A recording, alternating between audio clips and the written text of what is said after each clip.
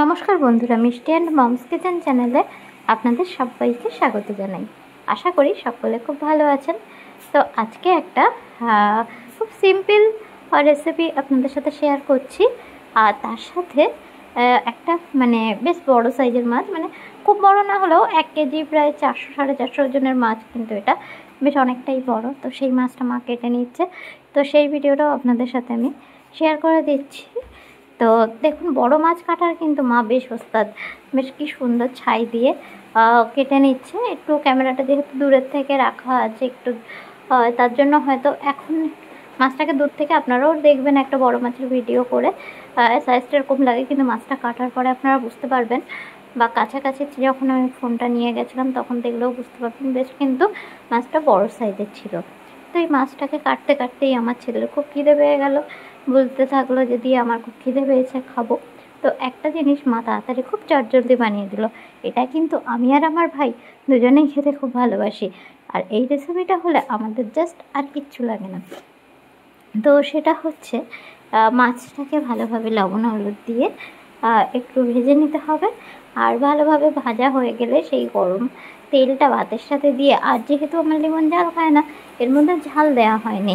তো আপনারা যারা ঝাল খান তারা একটুখানি কাঁচা লঙ্কা, 1-2 কোয়া রসুন, একটু পেঁয়াজ এর সাথে দিয়ে মাছটাকে ভেজে মাছের তেল আর মাছটা একসাথে যদি গরম গরম ভাতের সাথে খান, তাহলে আমি আপনাদের কথা দিচ্ছি 1 থালা ভাত নিমেষেই শেষ হয়ে যাবে। তো দেখতেই পাচ্ছেন কতটা মাছ হয়েছে, আর মাছের মাথাটা খুব বড় ছিল, তার জন্য ভাজার যাতে সুবিধা হয় তার জন্য দুটো মাঝখান থেকে ভাগ করে নেওয়া হয়েছে।